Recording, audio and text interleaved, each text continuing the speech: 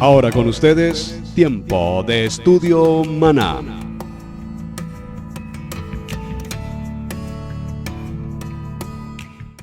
Bien, mis amados hermanos, bienvenidos a este tiempo de estudio bíblico devocional, un tiempo de Parashá en familia para la familia. Su hermano, Pastor Roberto Alfaro, les saluda y les damos como siempre la mejor y cordial bienvenida. Un saludo especial para ustedes. Soy la pastora Pili Alfaro. Les saludo con una palabra de unción, una palabra de bendición y una palabra de gozo en mi corazón por este día tan especial que Adonai nos ha dado para celebrar Parashá en familia para la familia. Así es, mis hermanos, saludos, bendiciones, gracias a todos ustedes por estar conectados con nosotros. Estamos muy felices y contentos. Un poco tristes que la semana pasada no pudimos grabar nuestro programa y en verdad estar conectados con ustedes. Teníamos que tomar ya nuestras vacaciones familiares y en verdad eran muy necesitadas también, pero estamos de regreso hoy muy felices y contentos de poder conectarnos con ustedes, estudiar el Parashá de esta semana, el Parashá Miketz. Sí, muy bien, y para entrar a nuestro Parashá en el día de hoy, Miketz, es necesario que hagamos un breve recuento, indudablemente, del Parashá anterior, Vayetze. ¿Por qué? Porque esta historia, que abre como un capítulo, una sección nueva en Bereshit, tiene que ver particularmente con la vida de José. Así es que un resumen, Camilo, de lo que vimos en Vayetze, ¿de qué trata? Así es, el Vayetze, somos introducidos a la historia de José, el soñador, como le dicen sus hermanos, y vemos la historia de un gran hombre, de un gran joven, que lo vemos en el soñar, y eso es muy importante porque estamos hablando de que en el pasado Dios hablaba con estos hombres de esta forma. Era la forma como se expresaban, era la forma como Dios se expresaba con su pueblo y como Dios, por medio de José y el amor que Jacob tiene con José, Dios le muestra grandes sueños. Y vemos una vez más, si regresamos un poco a los parashás, vemos la historia de la ruta que Dios está teniendo todo en estos caminos. Y creo que también es muy importante algo que notar, la vemos en la genealogía de nuestro Mesías Yeshua, de que Dios puede usar a cualquier persona para su propósito y para su voluntad. ¿Y qué quiero decir con esto? En la vida de José, digamos en las generaciones de José, vemos que hay hombres que uno dice, pero esto porque está en la familia, hasta en las mejores familias, como dicen por ahí, ¿no? Y lo mismo lo vemos en la genealogía de Yeshua. Hubieron hombres y mujeres que uno dice, pero ese no es de realeza, o esa persona lo que hizo no debería estar en nuestra genealogía. Y vemos cómo a José Dios lo escoge para llegar a ese punto. Sus hermanos no lo tienen muy apreciado, especialmente porque lo mismo que decíamos, de que a Jacob lo aprecia mucho, lo ama mucho, y sus hermanos le tienen celos porque lo tenían a José como en un estilo más alto, era como el apreciado de casa, y sus hermanos, cuando su papá dice, ve y visita a tus hermanos, los hermanos, lo meten en una cisterna, lo venden, y José llega a Egipto, a la casa de un hombre muy, muy importante. Y es en sí donde vamos en la historia. Ya claro. Palabras pocas, palabras menos, pues ya tienes que estudiar mucho más de la Biblia en el sentido para poder llegar ya al punto crucial de lo que es la historia de José. Pero una vez más, un soñador, un hombre de Torah, un hombre de palabra, que si uno no puede ver la historia de José y decir que este no es un hombre de Torah, porque lo vemos, toda su vida lo vemos metido en la Torah, en la palabra. De hecho, pastor, perdóname un segundito a lo que Camilo está mencionando. Yo quisiera mencionar esto, que creo que lo vimos el año anterior en el estudio de Parashá. Ustedes recordarán. Esta historia de José en el Parashá Vayetze y en el Parashá Miketz, definitivamente esto es leer para creer. Sí. Porque en la primera parte en Vayetze, al resumen que estás tratando, vemos a los hermanos de José involucrados en todo tipo de, voy a decirlo entre comillas, pecado, odio, conspiración, tentativa de homicidio, es decir, de matarlo. O sea, era tanto odio. Venderlo como esclavo tal vez es uno de los pecados incluso más delicados, porque tiene que ver con robarle su identidad, robarle su privacidad, robarle su vida, venderlo como esclavo, mentirle a su padre, causar en su padre un dolor tan profundo durante cuántos años Jacob, pensando que que su hijo evidentemente había sido devorado por unas fieras o por las fieras del campo. Toda esta escena nos muestra que realmente los hijos de Jacob, estas llamadas posteriormente las tribus de Israel, las que formarían a Israel, pasaron por todo este tipo de pecaminosidad. Entonces, por eso cuando entramos hoy a Miquets, tenemos que buscar si en esos hombres, en esos 10 hombres, porque tenemos que excluir obviamente a Benjamín y a José, que no está presente, en esos 10 hombres realmente hubo en algún momento un tiempo de arrepentimiento, pues en de techuvá. En Rubén lo vemos que él dice, voy a decirles a mis hermanos que lo metan aquí a la cisterna para que así él apenas pueda lo voy a salvar. O sea que si vemos en la vida de Rubén algo diferente, algo de humildad. Sí. Algo que me llama mucho la atención con respecto al parachá de hoy es, recuerden que la hoja de vida, digámoslo, el currículum vitae, que es la palabra que se dice en Estados Unidos, ¿no? La hoja de vida de José es una similitud de camino a Mashiach. Cuando nosotros vemos lo que pasó en los 2 años que José estuvo en la cárcel, vemos que es la similitud de los 2000 años de la era mesiánica, después de la muerte de Yeshua, y ahí empezamos a empatar todo lo que significa Miquets, en Berechit capítulo 41, y aconteció al final de los 2 años, y que eran los 2 años que los 2 últimos años que José estuvo en la cárcel, porque fueron 12 años. José tuvo que estar en la cárcel durante 12 años, en total, de todo lo que él vivió. Esto alude a que Mashiach tenía que sufrir y morir por las 12 tribus de Israel, ¿verdad? Y cuando nosotros vemos cada detalle, cuando nos vamos al detalle de lo que sucedió en la vida de José, y lo comparamos en la vida de Yeshua, encontramos el por qué tenía que vivir una experiencia tan dolorosa, de envidia, de celo, de contienda, de todo lo que vivió, ¿verdad? La comparación, entonces, ustedes saben, mi punto en el programa es ver la comparación. ¿Por qué? Hemos hecho la comparación entre Sara y Agar, entre Saúl y Jacob, entre cada uno de ellos, para ver qué es lo que resalta la Torá en respecto a esa persona. Y si nosotros vemos la comparación que la Torá nos da entre Yosef y Yeshua, encontraremos el sentido de por qué Yeshua tuvo que vivir todo lo que vivió y por qué José tuvo que vivir todo lo que vivió. En ese paralelo. Fíjate que en el libro de los Hechos, precisamente en el capítulo 7 y en el verso 9, para irnos introduciendo en este tema tan apasionante, vemos este texto maravilloso.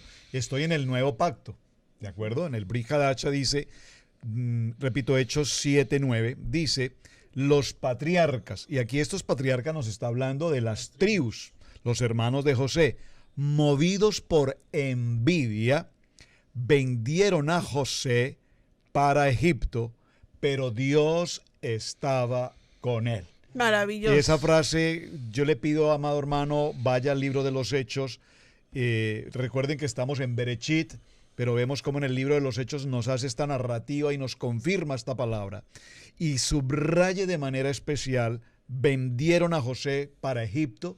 Sabemos ahora que lo vendieron en una condición de esclavo. Es una condición muy delicada. Aquí entendemos el concepto de esclavitud, pero el concepto de esclavitud de Egipto es una cosa mucho más, si puedo decirlo, trágica de lo que realmente vemos. Pero el Eterno estaba con él. Y esto lo quiero resaltar porque si vamos a nuestro parachá que da comienzo justamente en Berechit capítulo 41, notaremos que empieza la historia estando José en la cárcel y el faraón dice que ha tenido un sueño. Entonces, ¿les parece si leemos ese texto de introducción del capítulo 41? Entonces el faraón tuvo un sueño que le parecía que estaba junto al río. ¿A cuál río? Al río Nilo. Y que del río, atención que esto es muy interesante en la lectura, del río subían 7 vacas hermosas a la vista y muy gordas y paseaban en el prado.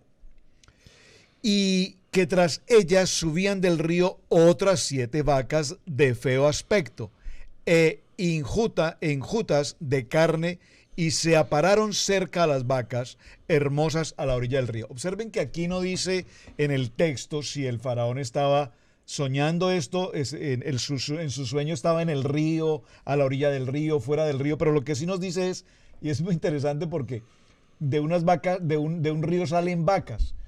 Pues qué curioso que de un río salgan vacas. Pero pues aquí nos está diciendo, hubiese podido decir salieron peces, delfines o cualquier otra cosa. Salieron las vacas y nos habla de un número muy importante, 7. Voy a leer la narrativa del sueño porque en esto encontramos aspectos muy interesantes que vamos a considerar. Y que las vacas de feo aspecto, esqueléticas, dice acá la palabra, enjuntas de carne, devoraban a las 7 vacas hermosas y muy gordas, y despertó Faraón. Se durmió de nuevo y soñó la segunda vez. Observen que él estaba dormido, tuvo el sueño, despertó, estaba impresionado con el sueño, volvió a dormir y tiene un segundo sueño. Eso pasa el mismo día, en la misma noche. Entonces dice ahora, y soñó una segunda vez, que 7 espigas llenas y hermosas crecían de una sola caña, y que después de ellas salían otras 7 espigas menudas y abatidas del viento solano, y las 7 espigas menudas devoraban a las 7 espigas gruesas y llenas, y él despertó, y Faraón, he aquí que era un sueño, y sucedió que por la mañana estaba agitado su espíritu, y envió e hizo llamar a todos los magos de Egipto y a todos los sabios. Vean lo interesante aquí, magos y sabios. Observen que esto es muy interesante porque al hablarnos de magos nos habla como de todo tipo de personas que practican cualquier tipo de hechicería, de magia, de brujería, de adivinación, pero también dice que mandó llamar a los sabios. Y con los sabios estamos hablando de los jajam, de los hombres estudiosos, de los hombres que conocen de palabra, de hombres entendidos. Es muy importante esto. Entonces el jefe de los coperos, estos hombres no lograron definir el sueño de ninguna manera. Aquí entre paréntesis, observen esto. Es interesante porque me pregunto, los sabios y los magos al hablar con el faraón los sueños, ¿ellos no le dijeron nada? ¿Se quedaron mudos? No, seguramente sí. Si vemos un poquito el Midrash, dice que uno de los magos le dijeron, vas a tener 7 hijas y 7 hijas vas a enterrar. Los sabios le dijeron, vas a conquistar 7 naciones y las vas a perder. Entonces, no es que los sabios y los magos se hayan quedado mudos. Ellos le presentaron un plan, supuestamente definiendo el sueño, pero Faraón dijo, estos no saben absolutamente nada. Faraón entendió que el sueño era más profundo de lo que ellos... Claro, y ahí viene lo interesante. Fíjate que cuando aparece José en escena, el copero le dice, yo tuve en la cárcel a un joven, a un muchacho. Esa palabra es un poco peyorativa, un muchachito hebreo, o sea, como poca cosa. Pero ese muchachito nos interpretó el sueño al copero y a mí, al panadero, y lo que él dijo se cumplió, y pues solo le quiero contar eso al faraón. Y el faraón dice inmediatamente, tráiganme a ese joven. Permítame que yo les resume esto muy rápido y entramos a analizar el detalle. Traen a José. José está preso después de muchos años, lo bañan, lo cambian, es como un mikveh, ¿no? Como que es un proceso de transformación. Pero de su vida. eso es importante El explicarlo. afeitarlo, el cambiarlo, el perfumarlo, el arreglarlo, el sacarlo. Y va a la presencia del rey, y en un término tan corto, en tan pocos minutos, la vida de un hombre que pasa de ser un acusado, perdóname la expresión, un delincuente en la cárcel, ahora pasa en un abrir y cerrar de ojos por un don que Dios le ha entregado y pasa a convertirlo en un hombre de tanto poder. Pero ¿qué es lo primero que Faraón observa en José? Que cuando le dice, así es que tú sabes interpretar los sueños, y él le dice, no es un asunto mío, no es un asunto de hombre, no es un asunto de ser entendido, es un asunto, Dios es quien revela y muestra el sueño. Ahí donde tú estás en este momento tan importante, hay que explicar algo sumamente importante en este parachá, que hace que el faraón ponga su mirada en José. Correcto, muy bien. Porque no fue cualquiera, ¿verdad? Él estaba preso. José estaba en una cárcel, la condición física y digamos, no emocional ni espiritual, sino físicamente, si el faraón visita a José en la cárcel, pues ni le hubiera puesto cuidado. Sí. Pero hay algo muy importante que usted tiene que resaltar en el momento en que lo sacaron. Mire, la parachá es muy clara porque nos va mostrando los pasos que se dieron para poner a José frente al faraón. Dice, lo sacaron. Cuando la palabra sacar se toma desde el contexto del punto hebreo, se está hablando de resurrección. Así es, resurrección. El Mesías no salió de la muerte mediante su propia fuerza. Amén. Fue resucitado por el Padre, como está escrito en el libro de Hechos, capítulo 2, verso 24, dice, a quien Dios resucitó poniéndole fin a la agonía de la muerte, puesto que no era posible que él quedara bajo el dominio de ella. Cuando hablan de sacar, están también dando una tipología de que Yeshua iba a ser resucitado. Lo sacan. Segundo acto sublime que tuvo que ver con José, que la palabra dice que hay que resaltarle ahí, ¿verdad? Que hay que ponerle mucho énfasis. Fue deprisa. Muy rápido, sí. Dice, muy rápidamente lo sacaron.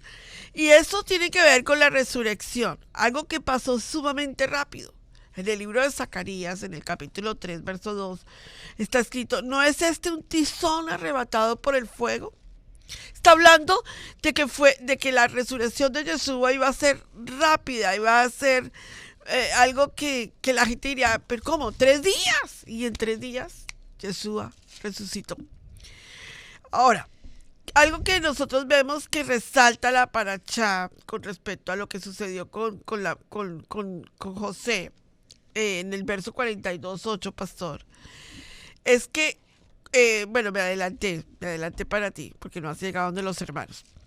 Algo que tenemos que entender nosotros, lo afeitaron, lo bañaron, le hicieron un migbe, ¿verdad? Lo prepararon para estar frente al faraón. Cuando el faraón encuentra a José, no encuentra un preso. ¿A quién encuentra? O sea, si nosotros nos ponemos a pensar, Camilito, lo bañan, lo afeitan, lo preparan, lo ponen frente al faraón. El espíritu de José, la palabra del Eterno, dice que él no necesitaba nada porque la Biblia resalta un versículo que no encuentro, pastor, necesito que lo encontremos, que dice que José poseía un espíritu superior, ¿verdad? No necesitaba dinero. Y Potifar dijo, y todo lo que este joven hace, prospera. Exacto, no necesitaba dinero. Lo mismo que Jacob. Siempre resalto esto para enseñarle a la gente que la gente hoy en día dice, no, es que si yo tuviera, no, José no tenía.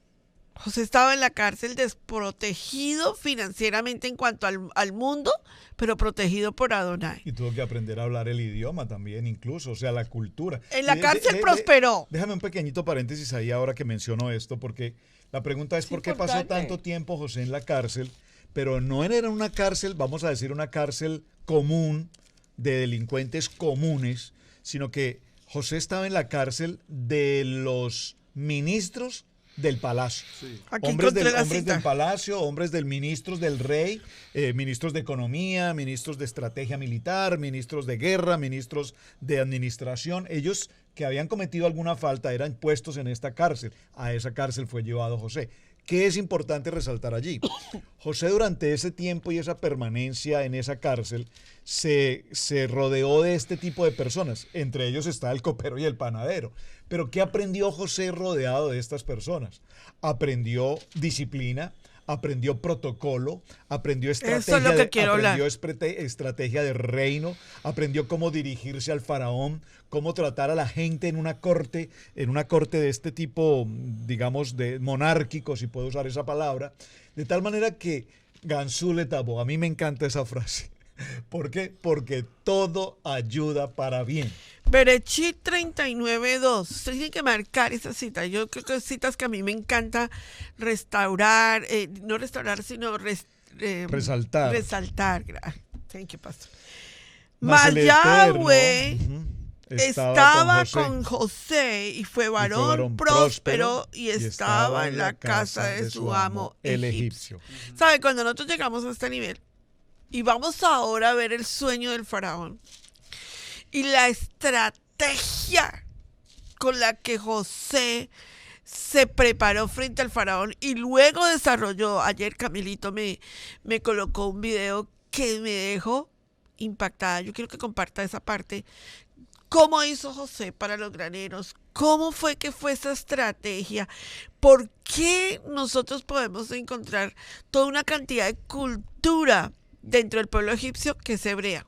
Claro, y ahí llega un punto muy importante también, que vemos en el verso 12, la palabra nos dice, el que estaba en la cárcel con José le dice, estaba allí con nosotros un joven hebreo.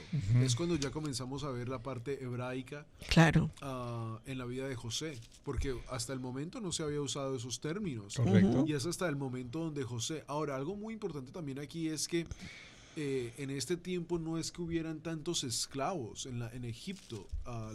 Acordémonos que la parte de esclavitud entró ya con los tiempos de los hebreos en Gosenland, cuando se multiplican y los vuelven esclavos, pero ya en este tiempo eran una mezcla de cultura lo que había en Egipto. Claro. Y también yo creo que tenemos que entender algo muy importante, ya corriéndonos un poco más allá en el Parashá, para entrar y poder entender esto también. José fue uno de los más importantes en Egipto. O sea, estamos hablando de que Egipto en este momento era el centro del mundo. Absolutamente. José, el imperio más grande del mundo. Me impacta que la vida del rey de Egipto le dice, ya lo vamos a ver en unos segundos, pero para que no se me olvide, le dice, tú vas a ser encima, tú vas a estar en el poder de todo lo que existe. Y la frase me suena un poco tan chistosa porque le dice, y el único que estará al frente de ti por seré yo, tuyo. porque yo soy el rey. Es como decir, si yo pudiera hasta darte a ti el reinado, también te lo daría a ti para que tú también fueras el rey. Claro. Y era tanta lo que No, y le decía, entregó su anillo incluso. Claro, donde él iba, él era el rey, era como el rey. Pero me encanta la cita bíblica que usó la pastora, porque entonces vemos como la voluntad de Dios, la soberanía de Dios, y la vemos una vez más en José. Yo sé que me estoy saltando, pero él le dice después a sus hermanos, ustedes no se preocupen. Sí, Claro. es la voluntad de Dios. Dios me trajo aquí. Dios, después ya José, yo creo que ya José a estos puntos donde él ya se está presentando al frente del faraón, Claro. él ya dice, yo no estoy aquí por casualidad. Y mira lo interesante, porque recordemos que Faraón es un dios. El río Nilo es un dios. Ajá. Egipto es politeísta. Por eso, pero una vez más, por eso José responde con mucha Torah, como un hebreo toraico, porque él le dice, digamos en el verso 16, veámoslo ahí, él le dice, y dijo el faraón a José, yo he tenido un sueño y no hay quien lo interprete, mas he oído decir de ti que oyes sueños para interpretarlos. Yo creo que pudiéramos decir este punto muy importante en este verso. Las únicas personas que pueden interpretar sueños son personas que están bajo la Torah. Claro. Porque lo vemos en un nivel. En un nivel toraico. Sí, porque total. lo vemos en la Biblia. Esta no es la primera vez que lo vamos a ver en la Biblia, cuando un hombre hebreo es traído a la casa del rey a interpretar sueños. Daniel. Lo vemos en la misma profecía del rey Herodes, cuando él dice, tráiganme que quiero saber dónde es que está este rey y quiero ver los sueños. O sea, vemos que lo que es una persona hebraica, toraica, al nivel Daniel también. importante, es un nivel muy importante donde Dios tiene a esas personas En Torah. en Torah y que pueden interpretar sueños, que Dios los usaba. Pero mira lo que dice José en 17, verso 17. Verso 16. 16, correcto. Respondió José a Faraón diciendo, no está En mí. O sea, Dios, él quería que él entendiera que él no era un Dios, que él tenía un Dios que era más potente que él y que lo Maravilloso. tenía ahí con un propósito. Un Dios. Un Dios, sí, porque estamos hablando, es que por eso, y les puedo decir, justo esta mañana antes de grabar este programa, seguí en Instagram, yo creo que unas 7 páginas más de Egipto. ¿Por qué? Y personas dicen, ¿pero por qué Egipto?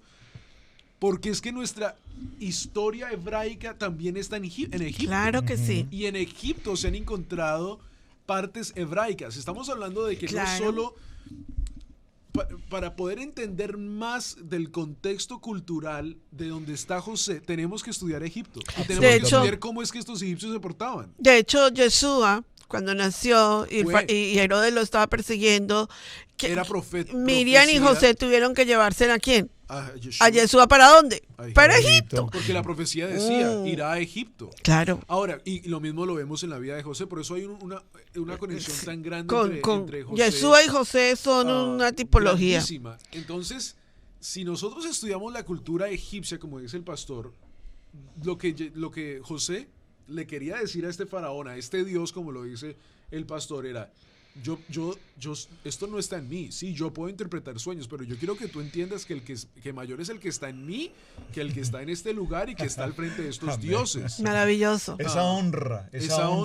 Y es lo que sabía que podía morir. No, claro, es que eso es tan interesante este verso 16, Camilito, que estemos conectados ahí porque fíjate, para que un hombre que acaban de sacar de la cárcel, en una condición de preso, de delincuente, lo traen, lo presentan y mire, recordemos esto: José una vez es arreglado en su presentación personal, vestido con traje de gala, si puedo usar esa palabra, sí, y está frente al rey. El rey no ve a un preso común y silvestre por allí. No, ve a una persona muy bien intelectualmente, a un hombre preparado, a un hombre que sabe hablar un idioma que no es su idioma, por demás, porque aquí está hablando en egipcio, está hablando con estas personas. Pero lo interesante en este verso que no podemos pasar por alto es cómo José honra al Eterno diciendo: no me corresponde a mí como persona, sino que mi Dios, el Eterno,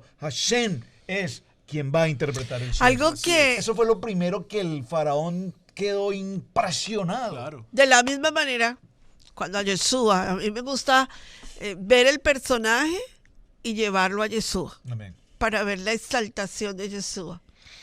De la misma manera, cuando los principales sacerdotes o los mismos discípulos: muéstranos al Padre y lo seguiremos. Dice: pues si me están viendo a mí. Si yo y el Padre somos uno, dijo Yeshua. ¿Qué es lo que estaba haciendo Yeshua? Exaltando al Padre a través de él. Porque Yeshua y él son uno. Cuando nosotros vemos a una persona exaltándose a sí misma, es peligroso. Es muy peligroso eso. Porque nada de lo que hay en nosotros se puede exaltar. Pero cuando exaltamos el nombre de Adonai en nuestra vida, Baruch Hashem, bendito sea Adonai, que nos da esa sabiduría para poderlo decir, las cosas toman un sentido completamente diferente. Porque hay una película que a mí me marcó para el resto de la historia de mi vida. La vimos en la universidad con el pastor. Quiero resaltar esta partecita porque fue muy impactante. El pastor tenía, estudiando su carrera de Derecho, ya en su último año, él tenía una tesis que tenía que presentar acerca de lo que era el papel moneda y el billete colombiano y la falsificación de papel moneda. Y en mi carrera yo estudié para estudiar psicología.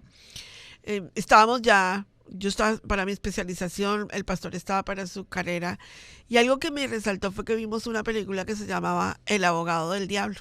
Nunca me olvidaré de esa película, en mi historia siempre me acuerdo, como que Adonai me la trae a mí para decirme: recuerda eso.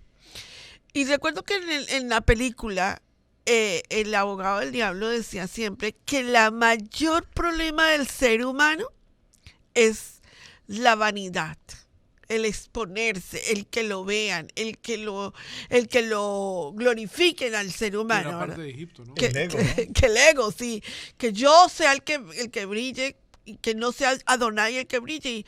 Y él al final, él convence a ese abogado, y cuando él lo convence del caso más terrible de la historia de la humanidad, él sale riéndose de ese abogado y dice: definitivamente acabo de comprobar que el mayor problema del ser humano es que él se goza, o sea, se glorifica a sí mismo en vez de glorificar al Creador. Claro. Y eso que no se nos olvide nunca, ¿saben? Tenemos que aprender en nuestra vida, en todo lo que nosotros hacemos, como lo hizo José, algo que tiene que resaltar en la personalidad de cada uno de nosotros: ser humildes. Mire, en Torah sí que tenemos que ser más humildes. Hay mucho conocimiento en Torah. Tú puedes conocer toda la Torá, te puedes conocer el hebreo, el arameo, puedes saber todos los secretos de Torá que tú quieras, puedes saber el Sot. Pero si tú no eres humilde, Sí, correcto. si tú quieres aplastar a la persona diciéndole yo sé más que tú, si tú quieres en Torá resaltarte más porque pues tú eres el duro pues de las cosas, y si tú quieres demostrar que tú eres el que sabe y que los demás son gente digámoslo fuera de la capacidad intelectual, perdiste todo. todo lo que Adonai te ha enseñado. Torá es humildad. Yeshua nos lo enseñó. Yeshua hubiera podido hablar las palabras más profundas en Torá, Que ni conocieran. que ni conocían. Y Yeshua habló un lenguaje sencillo.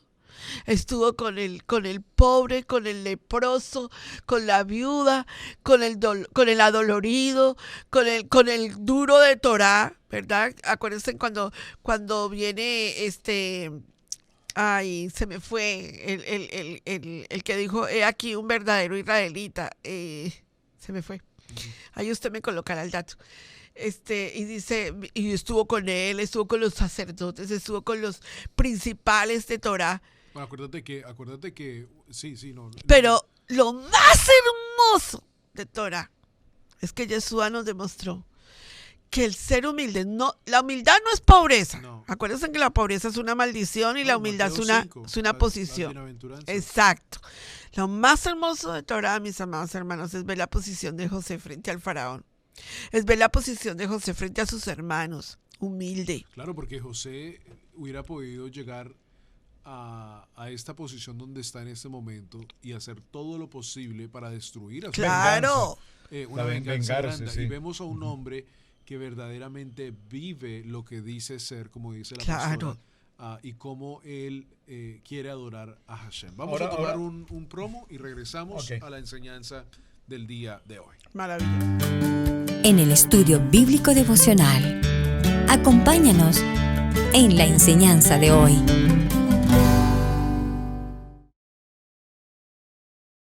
Fíjate que tratando este tema tan interesante, porque es que la vida de José definitivamente es me apasiona. apasionante, pero tiene una enseñanza nuestra aplicación. Y ahora que la pastora nos habla de ese concepto de humildad, Mateo 11:29 nos dice, sed humildes, y Yeshua nos enseña humildad.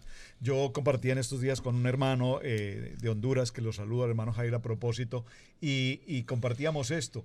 ¿Por qué pretendemos nosotros, los que estamos en este proceso de transición de lo que llamamos raíces hebreas o raíces de nuestra fe, todo esto, el querer presumir de saber y conocer Torá, Eso no es. cuando el pueblo judío nos lleva 2500 años de ventaja celebrando Shabbat y celebrando Y los criticamos. los 613 Misbot, y nosotros pretendemos saber más que 2500 años? Yo le decía, si en nuestra cultura hispanoamericana, si puedo usar esa palabra latina, el que más llevará 30, 40 años, y no creo que lleve 100, porque nuestra historia viene desde 1492 en América, o sea que no tenemos ni 500 años. O sea que si alguien desde el tiempo del descubrimiento hasta hoy estudió Torah, no lleva más de 500 años. Pero miren esto, volvemos al punto. José honra al Eterno, recibe la transcripción de los sueños, y se sucede un fenómeno importantísimo que me gustaría que tratáramos sobre este punto, pero hay mucho tema que tratar, pero que nos concentremos un poquito en este punto.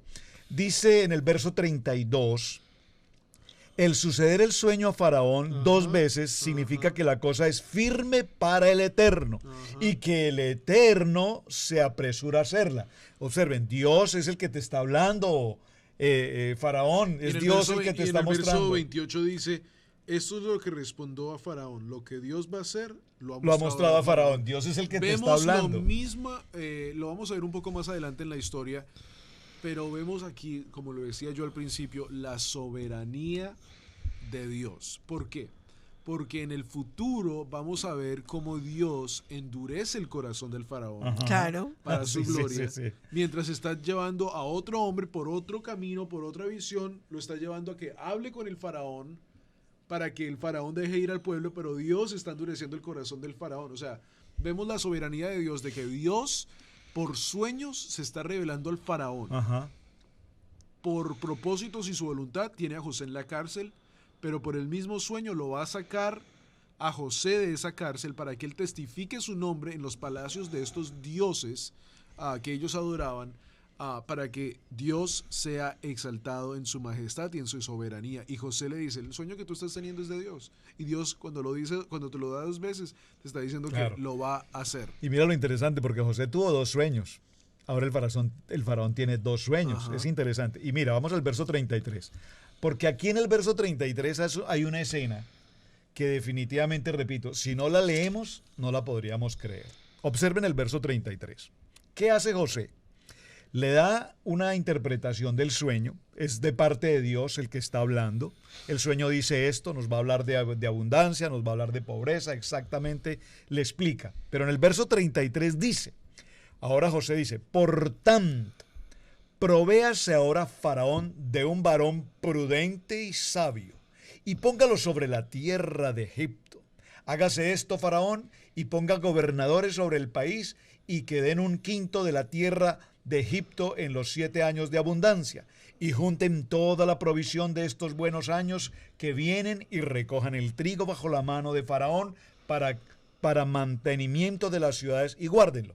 Y aquella provisión en depósito para el país, para que los 7 años de hambre que habrá en la tierra de Egipto y el país no perecerá de hambre. Entonces, ¿desde qué momento y de qué manera y por qué circunstancia a José se le llama para que interprete un sueño y termina indicándole a Faraón qué es lo que tiene que hacer? Es decir, que en un abrir y cerrar de ojos José toma un control de autoridad frente a Faraón que incluso pasa a ser consejero.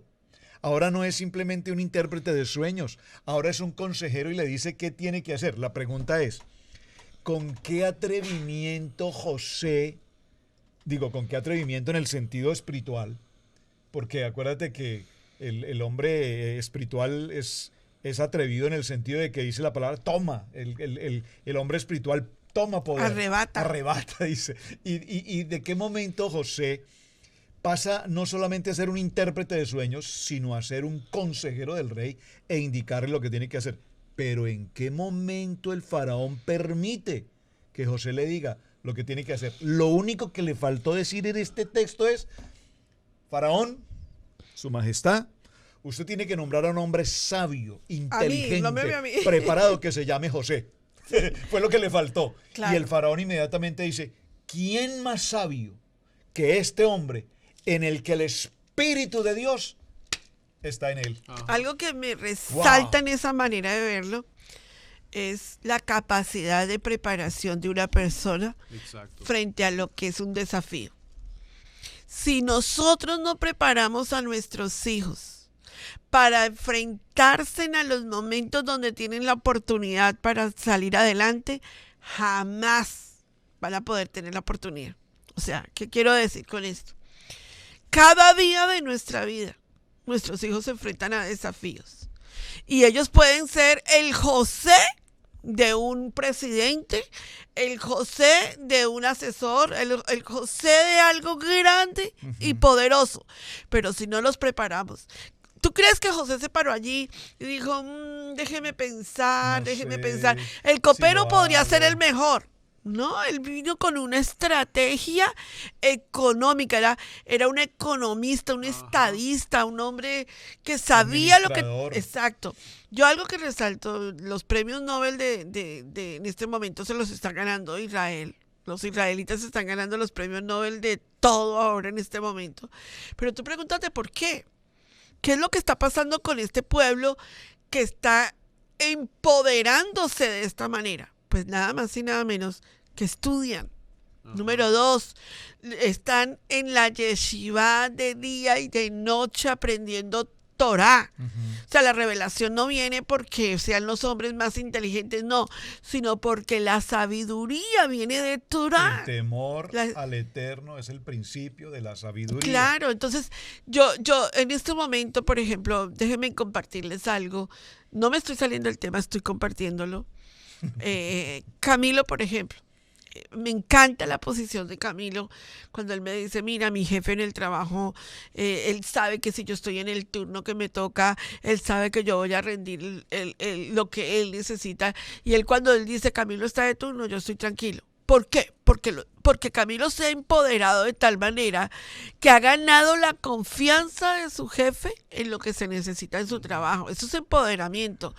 No es que quiera resaltar a mis hijos, porque pronto usted dice, ay, pues tienen que hablar de sus hijos, pues yo no puedo hablar de otra cosa. Pero voy a compartir algo. Tengo que llegar a un nivel con ustedes en este Parachá, porque es un Parachá de familia, para la familia. Pero nuestros hijos amados no pueden ser hijos ignorantes de Torah. No pueden ser hijos ignorantes de Torah. Porque el día de mañana que ellos se presenten a un trabajo, a una posición económica que necesitan ingresar, y si ellos no tienen el desenvolvimiento espiritual, si ellos no son gente que sepan para dónde van, ¿y qué es lo que tú quieres hacer en la vida? Hoy tú le preguntas a un joven, ¿qué quieres estudiar? No sé. Bueno, pero ¿a qué universidad quieres ir? Tampoco sé. Entonces, esto no es lo que la Parachá de hoy nos quiere hablar. Nos quiere hablar de que nosotros tenemos que preparar hijos para las naciones. Este es un hijo que se paró en la corte del rey y sacó la cara por su padre Jacob y por sus 11 hermanos, que no eran nada, ninguna belleza angelical. Él sacó la cara por ellos. Yeshua se paró frente a todo el sacerdocio, frente a Poncio Pilatos. Y cuando Poncio Pilatos lo interrogó, él dijo, wow, este es un hombre súper capaz, súper inteligente. Yo no le veo pecado a este hombre. Así nos tenemos que parar frente a nosotros, defendiendo Torah con sabiduría y con entendimiento. Es mi verdad de hoy para este Parachá. No, y creo que también algo muy importante que notar aquí es, una vez más, como lo decía hace unos minutos atrás, si uno estudia la parte de Egipto, el que José, vamos a ver, leer pues un poquito para que podamos ver el punto que estoy diciendo.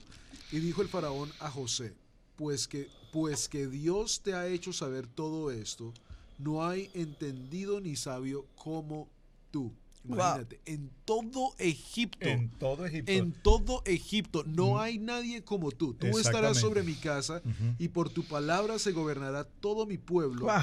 Solamente en el trono seré yo mayor que tú. Wow. Dijo además Faraón a José, he aquí yo te he puesto sobre toda la tierra de Egipto. Entonces Faraón quitó su anillo de su mano y lo puso en la mano de José y lo hizo vestir de ropas de lino finísimo y puso un collar de oro en su cuello. Aquí vemos contexto cultural de Egipto. Y lo hizo subir en su segundo carro. O sea, estamos hablando Ferrari, estamos hablando la limusina. Estamos hablando de carro de fino. Y llamó el faraón el nombre de José Safnat Panea y le dio por mujer a Esenat, hija de Potifera, sacerdota de On, y salió José por toda la tierra de Egipto. Okay. Claro. Ahí entramos a un punto maravilloso. Creo que es un punto tan importante porque estamos hablando que José es llevado al punto más importante de la historia del mundo. Claro. Y aquí entra una vez más, yo creo que lo que hablaba la pastora hace unos segundos atrás, cómo era tan importante que él estuviera fuerte en su Torah. Y si esto no está pasando en casa hoy en día, está grave. Yo lo pudiera decir, estamos en crisis en este momento, estamos en crisis. De nada nos sirve, como decía el pastor, decir que estamos en las raíces hebreas cuando nuestros hijos no están ahí. Sí. Si no tenemos futuros José, si no tenemos futuros Moisés, si no tenemos futuros David, Rebecas, Raquel, Esther, Hadassas, Déboras, preparándose en las iglesias, en las quejilás, en las comunidades, como lo quieras llamar. Si te quieres pelear por nombres, hazlo, pero no, y lo digo con este contexto, estamos tan ocupados en esas estupideces, en esas peleas, que en casa no se están preparando. Y estoy hablando en general, una vez más, esto es en general. Yo sé que sí hay niños que se están preparando, pero estoy hablando en el futuro general, que estamos tan ocupados en cosas que a lo mejor a veces y esto que estoy diciendo lo he escuchado de maestros que llevan más de mucho tiempo en las raíces hebreas o en la parte nazarena, lo que sea, que vienen a este punto y dicen, paremos de pelearnos por estupideces, unámonos y preparémonos, porque si no lo que estamos estudiando en 20 años no va a servir para nada, porque aquí uno siempre tiene que entender con el punto generacional como lo entendía Jacob. Si ha muerto mi hijo, Claro. el que lleva mi bendición, si ese se murió, ¿ahora qué voy a hacer yo? ¿Cuál es el futuro? Estos 11 yo los veo con su actitud odiosa, rencorosa como era mi hermano Esaú. Peleándose. No hay futuro. Mi hijo prometido ha muerto, el que yo preparé en la Torá, el que yo le di una túnica. O sea, y si hoy en día no estamos preparando estos tipos de hombres y mujeres en casa, el movimiento, lo pudiéramos decir de esto, no tiene futuro. Sí. Por eso es muy importante que en casa hayan padres como Jacob, Rebeca, Raquel, Lea, de que están sometiendo a sus hijos a la Torah. Y yo iría hasta lo más profundo a decir esto, debido a que he estudiado en Estados Unidos en las universidades. Diría que es más importante la educación bíblica, toráica, que una educación universitaria. Porque vemos ahora jóvenes entrando a las universidades como lo que veíamos en Egipto, donde ellos estudiaban, las estrellas, la luna, estudiaban la economía, estudiaban el tener esclavos, pero eran ateos o politeístas, muchos dioses o algo. ¿Sabes que me causa tan sueño? Ahí lo están en este mismo parashá. Las mujeres no le eran fieles, ahí lo dice en la palabra. Ninguna de las mujeres egipcias eran fieles con sus esposos. Ahí lo vemos en la parte anterior en el parashá, cuando la mujer de Potifar trata de dormir con él, y la palabra dice que era porque las mujeres de Egipto no eran fieles, no eran fieles con sus esposos. Entonces vemos todo un contexto tan grande, y regreso al punto que es más importante en casa que haya un estudio toraico, porque lo que estamos viendo en esta crisis de la juventud es que vemos a jóvenes ir a estudiar a universidades de 4 años, estudian 5, 6, 7, lo que sea, pero regresan ateos, y con este siguiente punto lo siento, regresan homosexuales, regresan con el movimiento LGBTQ, y estamos viendo una crisis bien grande. Comunistas. Y hemos escuchado padres en reuniones, y nos estamos saliendo... No nos estamos saliendo del tema, Camilo, va con esto. Esto es lo que tenemos que hablar. Donde nos dicen cosas como... muchachos que han venido nos dicen, yo quiero ser un pastor, yo quiero ser un misionero, y los mismos papás los dicen, usted eso no va a vivir, eso no es para eso no le va a dar plata, eso no le va a funcionar para nada. Usted vaya y estudie sus 4 años de ingeniería, pero regresan y ateos, perdidos. Y esta historia de José es una historia de honor a Jacob, de que él había preparado también a José, a este gran hombre, que ahora va a ser el segundo en mando, y hasta pudiéramos decir el primero en mando en Egipto. Absolutamente, la primera autoridad. Es que él tenía esa capacidad, esa delegación, sabiduría. Y yo quiero resaltar nuevamente lo que veníamos tratando ahora que estás mencionando esto, Camilito, cómo el faraón pudo ver en el corazón de José un hombre intachable, un hombre con una calidad extraordinaria, porque recordemos que Torah es un manual de instrucciones, un manual de vida. Yeshua es nuestro manual de vida. Yeshua es él es la Torah viviente. Entonces, ¿qué vio el faraón en José? Vio la Torah, vio la verdad, el Emet, y vio un hombre íntegro, de tal manera que él dice la palabra que se quitó su propio anillo y se lo entregó, le delegó el gobierno sobre todo el imperio más grande de la tierra. Ahora estamos viendo, Camilo, yo sé que no es el tema, pero tenemos que tratarlo. Pero estábamos viendo, tuvimos la oportunidad hace unos días de estar visitando toda una región al lado de Denver, Colorado, el cañón del Colorado, todo esto. Bueno, el cañón de Glenwood. Sí, pero es el Colorado, el River, el Colorado River, todo esto. El río Colorado. Y bueno, ustedes saben, hermanos, a mí me encanta la fotografía, a Camilo le encanta la fotografía. A Sebastián le encanta nos gusta la fotografía. Heredamos esa parte, heredaron esa parte. De parte mía no. Ese gen de fotografía. Yo tomaba fotografías en mi tiempo con rollos de 24-36. nunca me alcanzaban, por supuesto. Hoy tenemos la ventaja de tomar una tarjeta y disparar cuantas fotografías querramos y luego revisar y editar y mejorar. Pero disfrutamos tomando fotografías a las montañas. Y la gente dirá, ¿qué tiene de interesante una montaña? Pues estas montañas tienen una forma, una estructura, las cavernas, tienen una manera de estar preparadas que el ojo humano al verlas no puede decir, esto tiene que tener una historia más allá. Y entonces vimos que Camilo estaba presentándonos un documental. Una teoría, sí, una teoría del Gran Cañón, donde abajo del Gran Cañón, si ustedes han tenido la oportunidad de ir, nosotros todavía no hemos ido una vez más, fuimos a algunas de las montañas que son muy similares a las del Gran Cañón, y unas artefactos, cosas que se han encontrado, y esto ya arqueológicamente, abajo del el Gran Cañón, por donde va el río Colorado, se han encontrado cosas egipcias allí. Vasijas, cerámicas, momias, se han encontrado escrituras, pueblos, y se han encontrado, ¿cómo se llama la parte egipcia? Los jeroglíficos. Exacto. Las escrituras. Abajo de ahí, y vemos dioses de los egipcios que se han encontrado abajo del Gran Cañón. Del Colorado River. Del Gran Cañón, que son iguales a los dioses que adoraban en Egipto. Entonces, algunas teorías, una vez más, toca más estudiar a eso, es, sí. Si hubo un grupo de personas de Egipto que vinieron al río Colorado, que quién sabe cómo se llamaba en ese entonces. ¿Y qué tamaño podía tener? ¿Qué tamaño? Eso es otra cosa muy importante, pero vemos la historia. Por eso yo creo que es muy importante entender esto.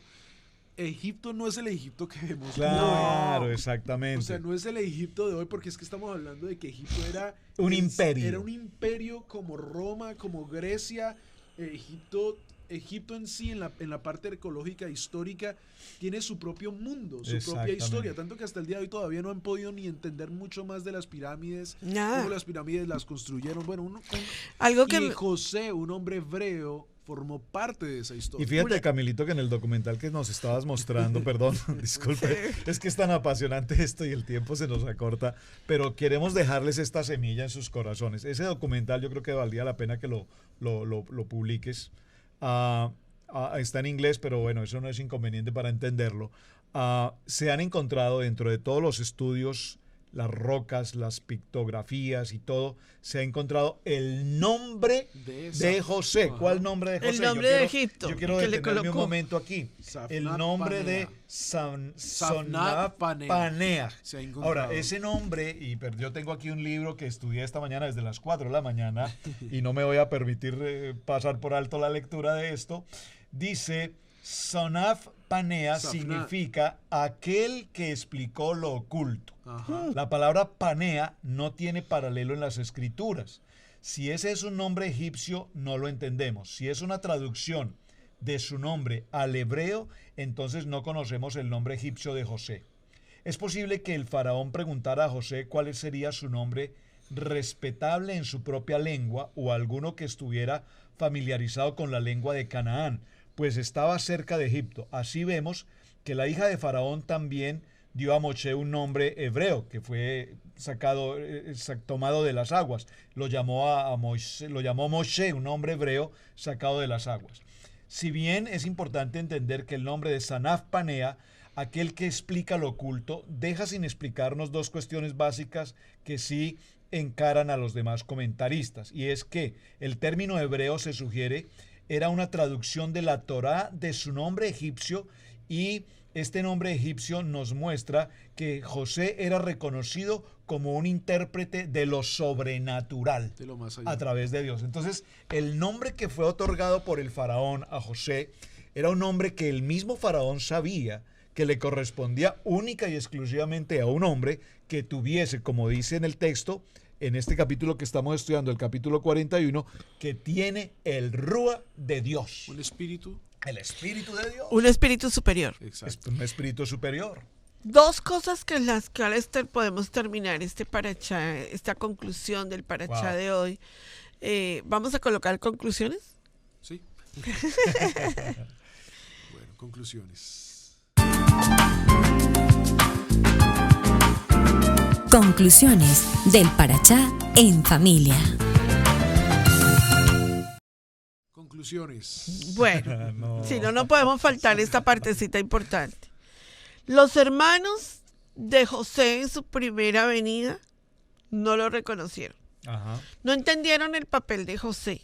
No entendieron por qué José habló de las 11 espigas que se doblaban. Ellos no entendieron nada. Ujú.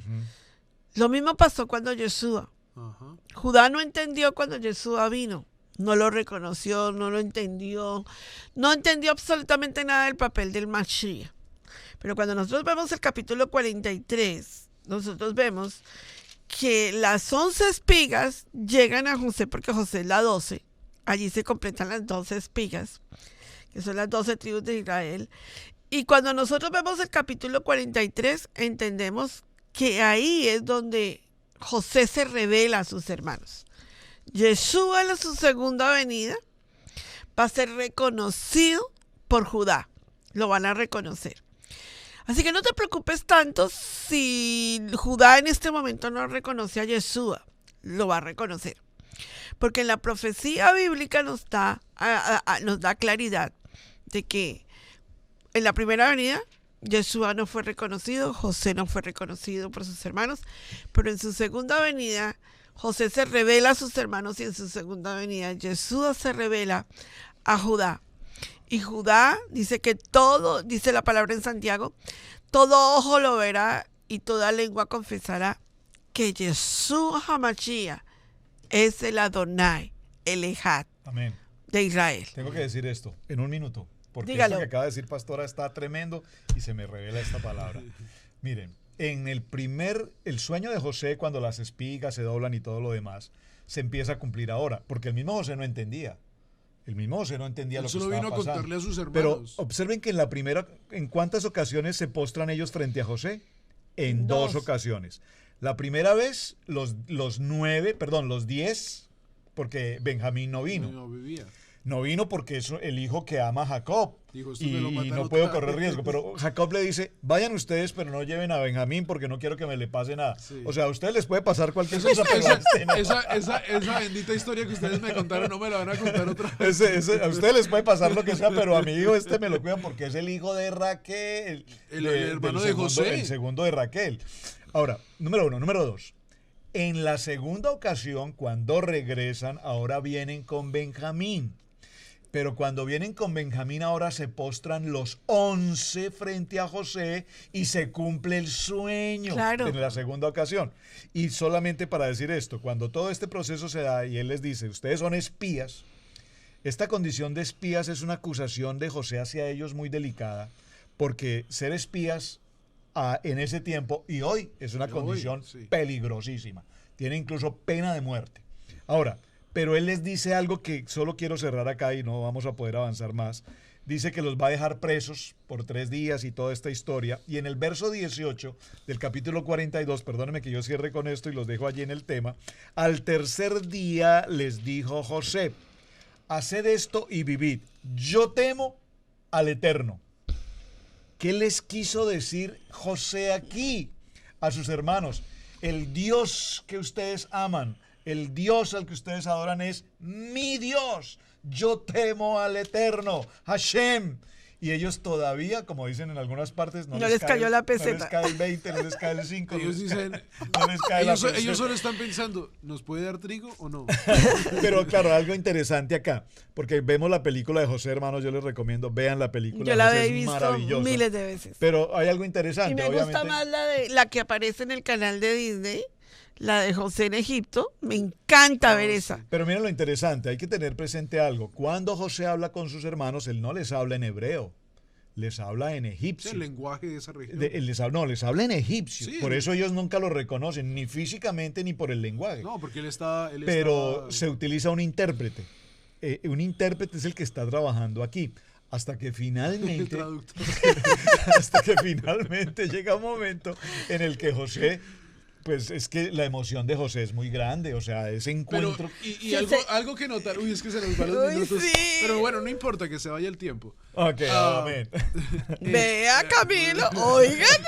Algo muy importante es José en su sabiduría, en su entendimiento, tenía tristeza. Por Claro. Porque supuesto. cuando José finalmente en el capítulo 45, vean que aquí ya o sea, aquí ya, no, pues es que ya hemos saltado, han ido a la casa, ya no podía ya José contenerse delante de todos los que estaban al lado suyo y clamó: haced salir de mi presencia a todos. O sea, sacó a todos los egipcios del cuarto. 45.1. Capítulo Y no 45.1. quedó nadie con él a darse a conocer a José y a sus hermanos. Entonces se dio a llorar a gritos. Escucha esta parte. Y oyeron los egipcios y oyó también la casa del faraón. Y dijo José a sus hermanos: yo soy José. Un día dirá Yeshua: yo soy el verdadero Amén. Mesías. Ujú. Vive aún mi padre Jacob, Israel.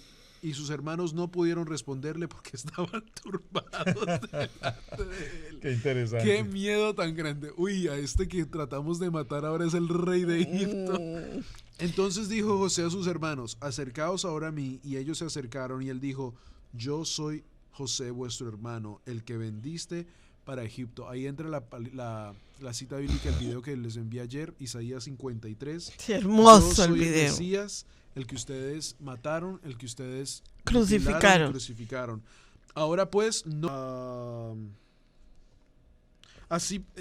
Así pues, no me enviasteis aquí vosotros, sino Dios. José dice: el propósito de Dios es el que me tiene aquí, que me ha puesto por padre de que me ha puesto por padre de Faraón y Wow. por señor de toda su casa. Wow. Era como que José era el padre espiritual del faraón. Wow. Era el hombre más importante consejero. de Egipto, el consejero. Era el hombre que movía que las Cuanto estrellas. José hiciera, el faraón El faraón aprobaba. decía. Pero mira que aquí vemos una vez más la tristeza que yo decía que los egipcios también entendían en José. Porque dice: daos prisa, id a mi padre y decirle: así dice tu hijo José, Dios me ha puesto por señor de todo Egipto, ven a mí, no te detengas, habitarás en la tierra de Gosén, en la tierra más hermosa, Sí. en la tierra más hermosa. Gosén. Ok, verso 16, aquí es donde yo quiero entrar ya para terminar el parashá de hoy. Y se oyó la noticia en la casa del faraón diciendo: los hermanos de José han venido, y esto agradó en los ojos del faraón y de sus siervos. O sea, yo creo que José decía: ay, es que yo paso tan triste, ustedes no saben, hay algo que verdadera. O sea, nunca les decía a los egipcios. Y dijo Faraón a José: di a tus hermanos, haced esto, cargad vuestras bestias e id, volved a la tierra de Canaán y tomad a vuestro padre y a vuestras familias y venid a mí, porque yo os daré lo bueno de la tierra de Egipto. Les dio lo mejor Amén. a los hebreos y comeréis de la abundancia de la tierra. Amén. Y tú manda, haced esto, tomaos de la tierra de Egipto carros para vuestros niños y vuestras mujeres y traed esto a vuestro padre y venid. Y no os preocupéis por vuestros enseres, porque la riqueza de la tierra de Egipto Amén. será vuestra. Amén. ¿Dónde usted ve Tremendo. ahí, Wow. al final de este parachá, que Yeshua va a volver y va a tomar a los de Judá y los va a echar al infierno por no haber creído en su primera venida? Jamás.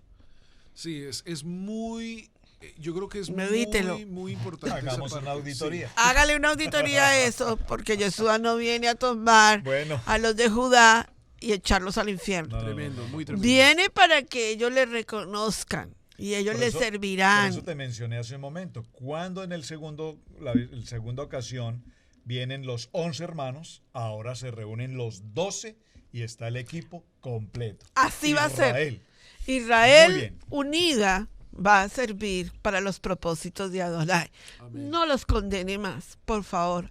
Más bien, ore por ese pueblo para que que ha sido el pueblo que ha retenido la Torá. Que nos Y ha conservado pagado un la precio Torá. Si muy no hubiera duro. sido por eso, Con nosotros. imagínense Amén. dónde amo, estuviéramos en amo a esto. Judá. Bien, mis amados hermanos, Ay, este ay, ha sido ay. el tiempo de estudio bíblico, devocional, Sí. para Chá en familia, para las familias. Shabbat Shalom. Shabbat Shabbat Shalom. La siguiente semana Y continuaremos feliz Hag Samea. con No, no, no. este Hag apasionante Haxamea tema. Hanukkah. Hanukkah Samea. Hanukkah, Hag Samea. Shalom. Shalom.